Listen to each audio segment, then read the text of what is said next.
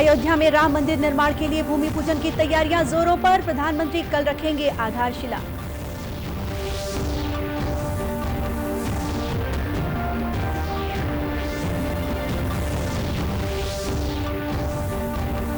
UPSC ने civil सेवा परीक्षा 2019 के परिणाम घोषित किए। विभिन्न सिविल सेवाओं में कुल 829 उम्मीदवारों का चयन।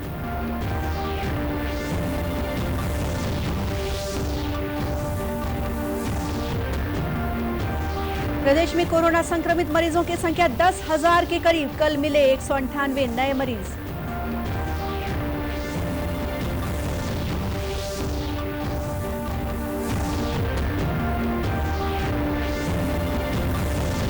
और दुर्ग विश्वविद्यालय में उच्च शिक्षा का सामाजिक सरोकार विषय पर संगोष्ठी का आयोजन। राज्यपाल ने विद्यार्थियों को सामाजिक गतिविधियों में शामिल करने पर दिया जोर।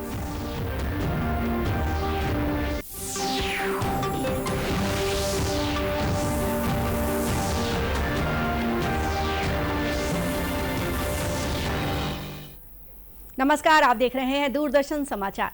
मैं हूं गोपाल सान्याल। अब समाचार विस्तार से। प्रधानमंत्री नरेंद्र मोदी कल 5 अगस्त को अयोध्या में राम जन्मभूमि पर मंदिर की आधारशिला रखेंगे। इसे देखते हुए अयोध्या में उत्साह का माहौल है। अयोध्या में राम मंदिर निर्माण के लिए भूमि पूजन से पहले जारी 3 दिनों के अनुष्ठानों के दूसरे दिन आज 6 घंटे का विशेष राम रचा अनुष्ठान का आयोजन किया जा रहा है। भूमि पूजन समारोह कल होगा, जिसमें प्रधानमंत्री नरेंद्र मोदी के साथ देश भर से और नेपाल से अनेक धार्मिक संगठनों के प्रमुखों और संतों के भी समारोह में हिस्सा लेने की संभावना है। समारोह के दौरान 135 परंपराओं से संबद्ध 135 संत मौजूद रहेंगे। श्री राम जन्मभूमि तीर्थ क्षेत्र ट्रस्ट ने अयोध्या के कुछ गणमान्य नागरिकों को भी आमंत्रित किया है। इस बीच अयोध्या में ऐतिहासिक क्षण का लोग उत्सुकता के साथ प्रतीक्षा कर रहे हैं। वहीं राम राजा की राजधानी ओरछा में भी उत्सव की तैयारी की जा रही है। ओरछा को बुंदेलखंड की अयोध्या भी कहा जाता है, जहां से बेतवा नदी का पवित्र जल और राम राजा मंदिर की मिट्टी अयोध्या भेजी गई। संघ लोक सेवा आयोग यूपीएससी ने सिविल सेवा परीक्षा 2019 के परिणामों की घोषणा कर दी है।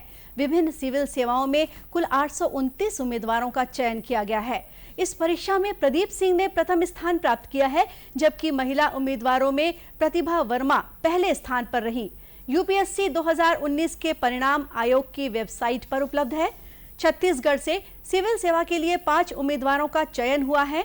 उनमें सिमी करण ने 31, उमेश प्रसाद गुप्ता ने 162, सुथान अब्दुल्ला ने 209, आयुष खरे ने 267 और योगेश कुमार पटेल ने 434 रैंक हासिल की है। प्रदेश के अलग अलग जिलों में आज भी कई कोरोना संक्रमित नए मरीज मिले हैं। वहीं कल सोमवार को प्रदेश में कुल 198 मरीजों की पुष्टि की गई। इनमें रायपुर जिले में सबसे अधिक 69 कोरोना पॉजिटिव मरीजों की पहचान हुई। इसके अलावा दुर्ग में 32, जांजगीर चांपा में 27, जशपुर में 25, रायगढ़ में 16, सूरजपुर में 11, महासमुंद में 6, राजनांदगांव और कोरबा में 4-4, धमतरी में 3 और कांकेर जिले में 1 मरीज मिला है। इन्हें मिलाकर प्रदेश में कोरोना संक्रमित मरीजों की संख्या बढ़कर 9,820 हो गई है। वर्तमान में 2,503 मरीजों का इलाज विभिन्न अस्पतालों में चल रहा है। इस बीच कल 3 कोरोना संक्रमित मरीजों की मौत हुई है। इन्हें मिलाकर प्रदेश में अब तक 61 कोरोना संक्रमित मरीजों की मौत हो चुकी है। राजभवन में भी 2 सुरक्षाकर्मी और 1 रसोइया समेत 3 कर्मचारियों की रिपोर्ट कोरोना पॉजिटिव आई है।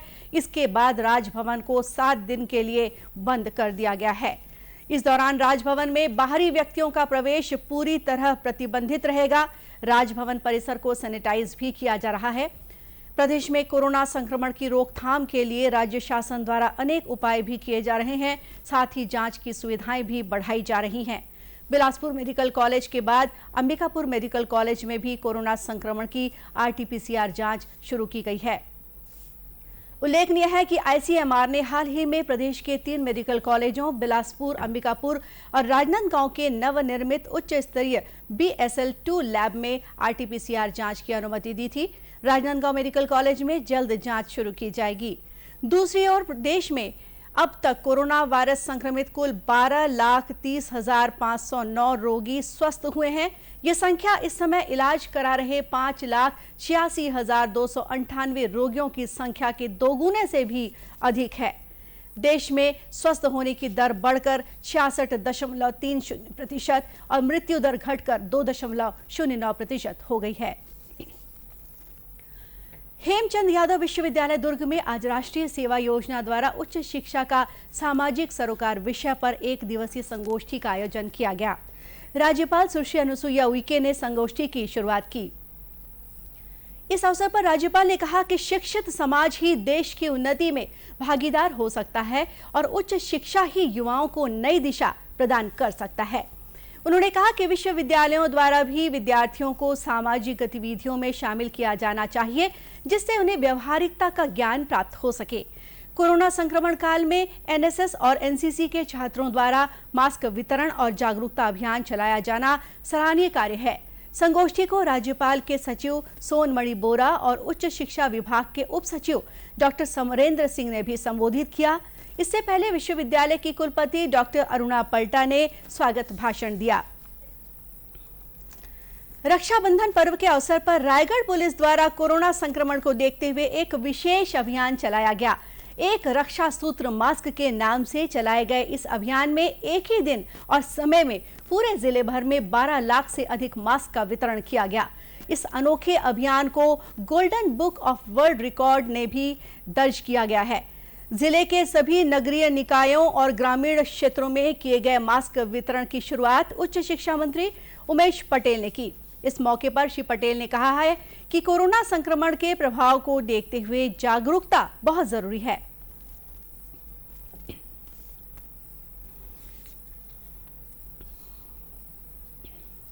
अभियान चालू किया गया है मास्क वितरण का, और जनरली पुलिस के बारे में यही कहा जाता है कि जो मास्क पहना नहीं है उसके लिए फ़ाइन लगा रहे हैं, लेकिन आज साथ ही साथ इस तरह के एक अभियान चलाकर बृहद रूप में जिले में मास्क वितरण का कार्यक्रम पुलिस विभाग के द्वारा चलाया जा रहा है, और जो कि एक वर्ल्ड रिकॉर्ड बनने की तरफ अग्रसर है। और इसमें न सिर्फ पुलिस विभाग को बल्कि पूरे रायगढ़ जिले को के लिए एक गर्व की बात है कि रायगढ़ जिले का कोई काम वर्ल्ड रिकॉर्ड स्तर पे आ रहा है। तो मैं इस पूरे अभियान के लिए पुलिस कप्तान को और उनकी पूरी टीम को बहुत बहुत बधाई दूँ। रायगढ़ जिले के पुलिस अधीक्षक संतोष सिंह ने कहा कि इस अभियान ने लोगों में कोरोना संक्रमण को लेकर जागरूकता आएगी। रक्षाबंधन पर पुलिस के अलावा अन्य सामाजिक संगठनों द्वारा भी अलग से मास्क का वितरण किया गया है। जिले में रक्षाबंधन के दिन एक रक्षा सूत्र मास्क का अभियान लॉन्च किया है, और जिले के सभी लोगों के सहयोग से, विभिन्न संस्थाओं के सहयोग से लगभग जिला पुलिस द्वारा अकेले 12 लाख से अधिक मास्क बांटे जा रहे हैं, प्लस अन्य संस्थाएं जो हैं वो भी मास्क बांट रहे हैं। हम लोग एक लगभग 12 से 15 लाख के बीच का कुछ मास्क पूरे ज़िले में बटे हैं। इस अभियान में इतनी बड़ी संख्या में लोगों से मास्क मिला था, तो जो लोगों को ही बांटा गया है, तो कई लोगों को एक से अधिक मास्क, कई सारे ज़रूरतमंदों को बड़ी संख्या में मास्क भी दिए गए हैं, और ये सबके सहयोग से एक रिकॉर्ड स्तर पे अनूठा अभियान बना है। गौरतलब है कि रक्षाबंधन पर रायगढ़ शहर के चौक चौराहों पर मास्क का वितरण किया गया। वहीं ग्राम पंचायत स्तर पर भी कोटवारों और पंचायत सचिवों के माध्यम से मास्क वितरित किए गए। बस्तर संभाग मुख्यालय जगदलपुर के लाल बाग स्थित कोऑर्डिनेशन सेंटर में बस्तर पुलिस द्वारा रक्षाबंधन समारोह का आयोजन किया गया। इस अवसर पर बस्तर पुलिस के जवानों ने आत्मसमर्पित महिला माओवादियों से रक्षा सूत्र बंधवाकर मिठाई खिलाई और उनकी रक्षा का वादा भी किया। इस मौके पर बस्तर के अतिरिक्त पुलिस अधीक्षक संजय महादेवा ने कहा कि बस्तर पुलिस की अपील से इन इलाकों में सक्रिय माओवादी अब मुख्य धारा से जुड़ेंगे और अपना जीवन बिताएंगे। बस्तर पुलिस के द्वारा जो सक्रिय नक्सली सदस्य हैं उनके परिवार के साथ में रक्षाबंधन के पर्व को मनाया जा रहा है। क्योंकि उनके परिवार से कोई न कोई सदस्य नक्सल मूवमेंट में सक्रिय है, इस वजह से ना वो लोग कोई पर्व मना पाते हैं और ना कोई त्यौहार को अच्छे से मना पाते हैं। तो हमने एक पहल किया, उसके लिए पुलिस परिवार ने एक पहल किया कि क्यों ना पुलिस के साथ मिल करके सभी पर्व को, त्यौहार को अच्छे से मनाएं। तो इस दिशा में पहला कदम उठाते हुए रक्षाबंधन को ही चुना गया, और कुछ सरेंडर नक्सली हैं जो पिछले 15 वर्षों से, जैसे कि एक दशमी पिछले 15 वर्षों के बाद आज अपने भाई वासुदेव को राखी बांधेगी।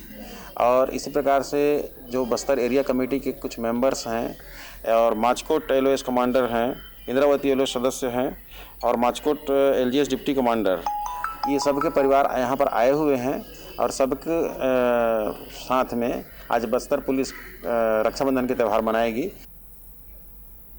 इस अवसर पर आत्मसमर्पित महिला माओवादी ने अन्य माओवादियों से अपील की है कि वे भी हिंसा का रास्ता छोड़कर मुख्य धारा में जुड़ें। कोरिया जिले में रामानुज प्रताप सागर परियोजना के अंतर्गत झुमका बांध में बोटिंग क्लब का निर्माण किया गया है, जो इन दिनों आकर्षण का केंद्र बना हुआ है। यहां दूर दूर से सैलानी घूमने आ रहे हैं। जिला प्रशासन द्वारा झुमका बांध को राष्ट्रीय स्तर के पर्यटन स्थल के रूप में विकसित किया जा रहा है। जिला मुख्यालय बैकुंठपुर से 2 किलोमीटर की दूरी पर स्थित इस बांध से दर्जनों गांवों को सिंचाई के लिए जलापूर्ति की जा रही है। साथ ही बैकुंठपुर शहर में पेयजल की आपूर्ति का भी मुख्य स्रोत ये झुमका बांध है। कोरिया कलेक्टर सत्यनारायण राठौर ने बताया कि झुमका बांध को एक बहुत अच्छे पर्यटन स्थल के रूप में विकसित करने का प्रयास किया जा रहा है।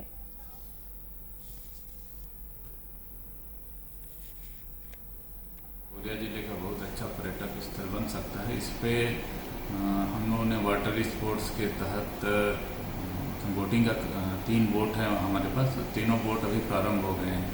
साथ में वहाँ पर एक फिश एक्वेरियम का निर्माण कार्य प्रगति पर है, वो जल्दी कंप्लीट हो जाएगा और 10 से 15 दिन के भीतर हम फिश एक्वेरियम भी चालू कर देंगे। इसके अतिरिक्त वहाँ पर और जो वाटर स्पोर्ट्स के तहत जो डेवलपमेंट काम है वो चल रहा है। दूसरी तरफ जो पहाड़ी है उसमें एक अच्छा गार्डन विकसित किया गया है। साथ में भी एक सोसाइटी का भी गठन किया जा रहा है जो झुमका ट्रेन पर्यटन सोसाइटी के नाम से, जो इस पूरे पर्यटन के क्षेत्र में जो भी विकास कार्य होगा और जो भी इसकी संभावना है उसको तलाश करेगी और विकास कार्य करेगी और इसको एक बहुत अच्छा एक पर्यटन स्थल के रूप में डेवलप किया जा रहा है। बैकुंठपुर विधायक और संसदीय सचिव अंबिका सिंहदेव ने भी बताया कि कोरिया जिले की पहचान बन चुके झुमका बोटिंग क्लब में सभी आवश्यक सुविधाएं उपलब्ध कराई जाएंगी। स्थल के रूप में इसको हर जगह पब्लिसिटी देने की प्लान है, जिससे सिर्फ हमारे जिले से नहीं आसपास के जिले से भी लोग आए। अभी तो शुरुआत है, पर्यटक स्थल के रूप में उसको विकसित किया जा रहा है और धीरे धीरे जितनी सुविधाएं हैं ये तो धीरे धीरे जैसे पता चलेगा सारी कमियां पूरी की जाएंगी। इससे अभी ये जो मांगे आ रही हैं ये आने वाले समय में ऐसी जो प्रॉब्लम्स हैं ये न रहें। वहीं झुमका बोटिंग क्लब के संचालक सुनील सिंह का कहना है कि झुमका बोटिंग क्लब में पैडल बोट और स्पीड बोट के साथ ही मछली सेज की भी सुविधा उपलब्ध कराई जाएगी। 6 महीने से यहाँ पर झुमका बोट क्लब को शुरू किया गया है और इस पूरे क्षेत्र में कहीं पर बोटिंग की सुविधा नहीं थी। क्योंकि झुमका बोट क्लब में पानी का स्तर बहुत अच्छा होता है, इसलिए यहाँ पर बोटिंग शुरू की गई है मछली पालन विभाग के द्वारा। जब से शुरू की गई है बहुत अच्छा रिस्पांस मिल रहा है। हम लोग देख रहे हैं कि अंबिकापुर, पत्थलगांव, सूरजपुर, आप इधर मनेनगढ़, अनूपपुर, रायपुर तक से लोग यहाँ पर आ रहे हैं बोटिंग करने और बोटिंग करते हैं, आनंद लेते हैं। यहाँ पर कैफेटेरिया भी है, आप मेरे पीछे देख पा रहे होंगे, बहुत अच्छी एक मछली आपको दिख रही है। इसके अंदर एक्वेरियम बनाया जा रहा है जिसमें विभिन्न प्रकार की मछलियाँ होंगी। पर्यटन आएंगे, मछलियों को देखेंगे यहाँ पर। उल्लेखनीय है कि कोरिया के अमृतधारा जलप्रपात के बाद झुमका बांध को आकर्षक पर्यटन केंद्र माना जाता है। यहाँ हर शनिवार और रविवार को पर्यटकों की अच्छी भीड़ रहती है। अंत में मुख्य समाचार एक बार फिर। अयोध्या में राम मंदिर निर्माण के लिए भूमि पूजन की तैयारियां जोरों पर। प्रधानमंत्री कल रखेंगे आधारशिला।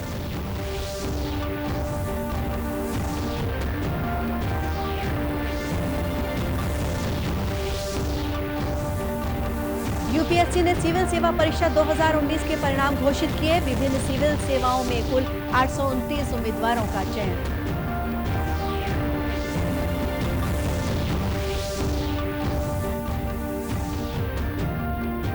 प्रदेश में कोरोना संक्रमित मरीजों की संख्या 10,000 के करीब। कल मिले 198 नए मरीज।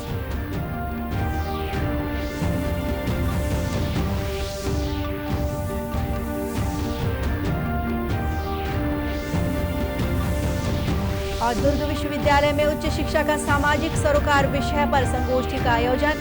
राज्यपाल ने विद्यार्थियों को सामाजिक गतिविधियों में शामिल करने पर दिया जोर। और इसी के साथ ये समाचार बुलेटिन यहीं समाप्त हुआ। नमस्कार।